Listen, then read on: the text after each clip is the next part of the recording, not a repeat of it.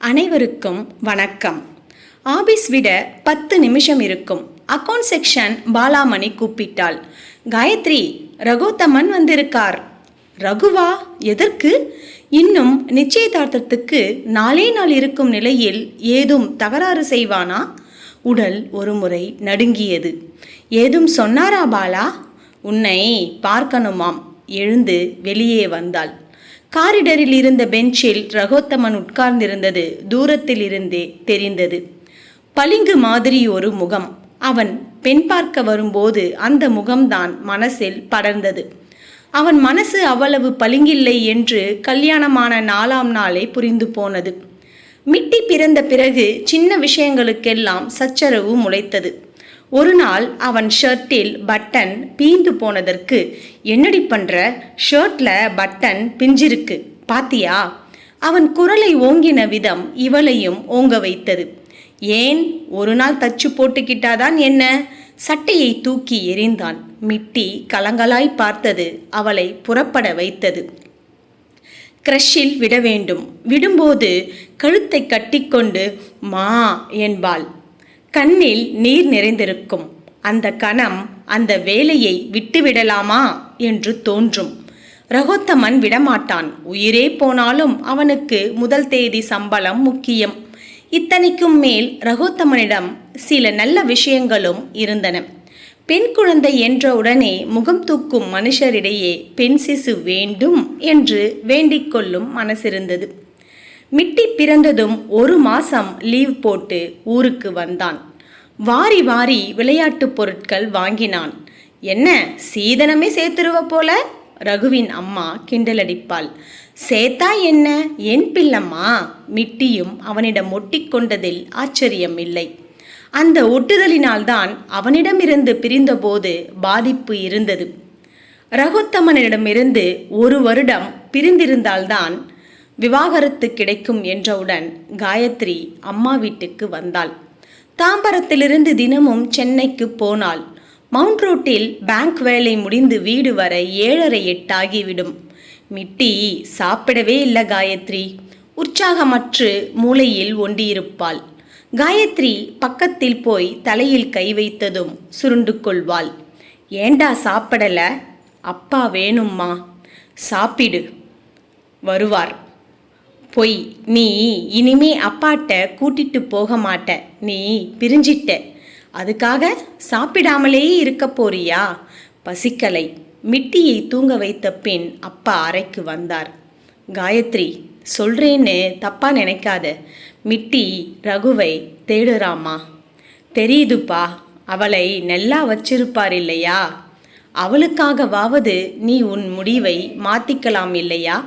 தினமும் சண்டை, கோபம், சச்சரவு. அப்படி ஒரு சூழல்ல அவ வாழ்வதை விட சாப்பிடாம வாழுறது நல்லதுப்பா. உன் இஷ்டம் காயத்ரி. உங்களுக்கு புரியலையாப்பா? அப்பாவுக்கு தெரியும். நடுநிசையில் வீட்டை விட்டு கோபத்தில் ரகோத்தமன் தள்ளினது. பெரியவர்கள் பேசியும் அவன் மசியவில்லை. காயத்ரியை மன்னிப்பு கேட்கச் சொன்னான். காயத்ரி பிடிவாதமாய் மறுத்து லாயர் நோட்டீஸ் அனுப்பினாள். அதற்கப்புறம் பதிலுக்கு அவன் நோட்டீஸ் அனுப்ப கோர்ட் வாசலில் பிரிந்தார்கள். அதற்கு பிறகு அவனை பார்க்கவில்லை. பார்க்கும் சந்தர்ப்பத்தை தந்துவிடாதே என்று தினமும் வேண்டினாள். மிட்டிக்கு மட்டும் தகப்பனின் உறவு அழுத்தினது துல்லியமாக தெரிந்தது. ப்ராக்ரஸ் கார்டில் எல்லாருக்கும் அவங்க அப்பா கையெழுத்து போடுறாங்கம்மா. வாட்ஸ் யுவர் ஃபாதர்னு மிஸ்ஸு கேட்டாங்க. என்ன சொல்லுறது? அம்மா மௌனமாக அழுவாள். அப்பா யோசித்தார். காயத்ரி, நீ ஏதாவது செய்யணும். உனக்கும் எங்க காலத்துக்கு அப்புறம் ஒரு துணை வேணும். கடைசி காலத்துல தலைவலினா தைலம் வாங்கவாவது ஒரு ஆள் வேணும். எல்லாத்துக்கும் மேல மிட்டிக்கு ஒரு தகப்பன். என்ன சொல்றீங்கப்பா? மேட்ரிமோனியல் கொடுக்கட்டா? உங்க இஷ்டம். எழுதி போட்டார். பதிலுக்கு 7 வரன்கள் வந்தன. எனக்கு 2 குழந்தைகள். வயது 41. GHல் ஃபார்மசிஸ்ட் வேலை என்று வந்த ஜாதகம் அப்பாவை கவர்ந்தது. காயத்ரி, என்னம்மா சொல்ற? குழப்பமா இருக்குப்பா. தீர்மானிச்ச பிறகு குழம்பக்கூடாது காயத்ரி. உங்க இஷ்டம்பா. ஃபோட்டோ பார்க்கவில்லை. யாரானால் என்ன, மிட்டிக்கு ஓர் அப்பா, அவ்வளவுதான். அவ்வளவுதானா? உனக்கு புருஷன் இல்லையா? ஏனோ மனசு நடுங்கிற்று. மிட்டியையும் தன் பிள்ளை போல் உறவாடுவானா ரகோத்தமன் மாதிரி? என்ன நினைப்பு இது? வேண்டாம் என்று விலகி வந்தவனைப் போல் இவனும் இருக்க வேண்டும் என்று நினைப்பதில் என்ன நியாயம்? நீ பேசணுமா காயத்ரி? வேணாம்ப்பா. பேசிக்கலையேன்னு வருத்தப்படக்கூடாதுமா. பிறகு என்ன பேச? மிட்டியை உன் குழந்தையைப் போல பார்த்து கொள்வாயா? அவன் நிச்சயம் சரி என்றுதான் தலையாட்டுவான். நீ என் குழந்தைகளுக்கு நல்ல தாயாய் இருப்பாயா என்று கேட்பான். சரி என்று தலையாட்ட வேண்டும். என்ன தலையாட்டினாலும் கல்யாணத்துக்கு பிறகு விஸ்வரூபம் தெரியும். அடுத்த வெள்ளி வராங்களாம். சின்னதா நமக்குள்ளேயே நிச்சயம் பண்ணிக்க. ஆபீஸ் விட்டு போனதும் அம்மா சொன்னாள், மிட்டிக்கிட்ட சொல்லிட்டியா? சொல்லணும். நாளைக்குள்ள சொல்லிடுறேன். சந்தோஷப்படுவாள். படுவாளா? தெரியவில்லை. ஏன்? எனக்கே எந்த உணர்ச்சியும் இல்லையே. இந்த படபடப்புக்குள் ரகோத்தமன் ஏன் வர வேண்டும்? எதற்காக? எப்படி இருக்க? எப்படி இருக்கீங்க? ரகோத்தமன் வார்த்தைகளை தேடி திணறினான். இன்னும் அந்த பளிங்கு முகம் அப்படியே இருந்தது. ஆச்சரியமாயும் இருந்தது. அவனுக்கென்ன, என்னை போல இன்னொருத்தியை கல்யாணம் பண்ணியிருப்பான். ஏதாவது சொத்தில் பிரச்சனை இருக்கும், கையெழுத்து ஏதாவது தேவையாயிருக்கும், வந்திருப்பான். மிட்டி எப்படி இருக்கா? உன்னை அதிகம் தேடுகிறாள் என்று சொன்னால் எனக்கு தோல்வி. நல்லா இருக்கா. என்ன படிக்கிறா? ஃபஸ்ட்டு என்ன விஷயம்? அப்படி படாரென்று கேட்டிருக்கக்கூடாதோ என்று தோன்றிற்று. வேறு வழி இல்லை. அவன் பேசுவதை பார்த்தால் பாய வந்திருப்பது போல் தெரியவில்லை. வந்து எப்படி ஆரம்பிக்கிறதுன்னு தெரியலை. சொல்லுங்க, உங்களுக்கு கல்யாணம்னு யார் சொன்னா?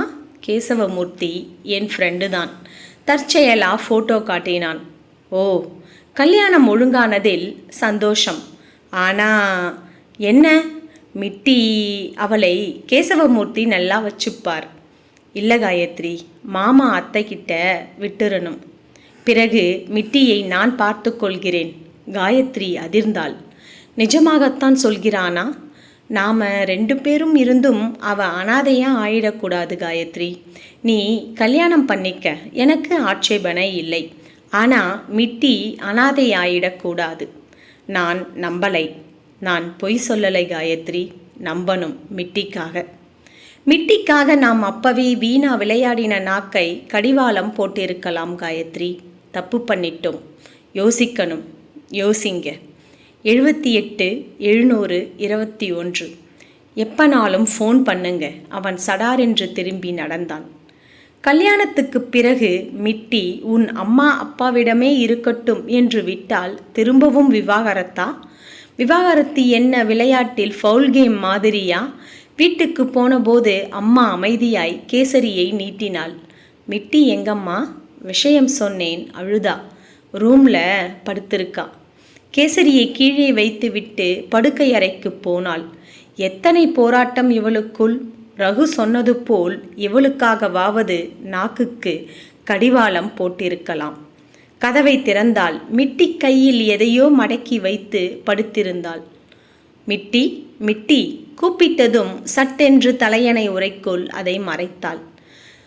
சட்டென்று பற்றி அதை இழுக்க மிட்டியின் முதல் பிறந்த நாளில் ரகு, காயத்ரி, மிட்டி நின்றபடி எடுத்த ஃபோட்டோ. எத்தனை சந்தோஷமான மிட்டியின் முகம்! மா! மிட்டி கழுத்தை கட்டிக்கொண்டு அழுதாள். காயத்ரி ரகோத்தமனின் ஃபோன் நம்பரை நினைவுபடுத்தி கொண்டே சொன்னாள். அழாத மிட்டி, அதுக்கென்ன? இதே மாதிரி ஒரு ஃபோட்டோவை நாளைக்கே எடுத்துடலாம். மிட்டி சிரித்தபோது ரகுவின் நிழல் எங்கேயோ அவள் முகத்தில் படர்ந்தாற்போல் இருந்தது. நன்றி, வணக்கம்.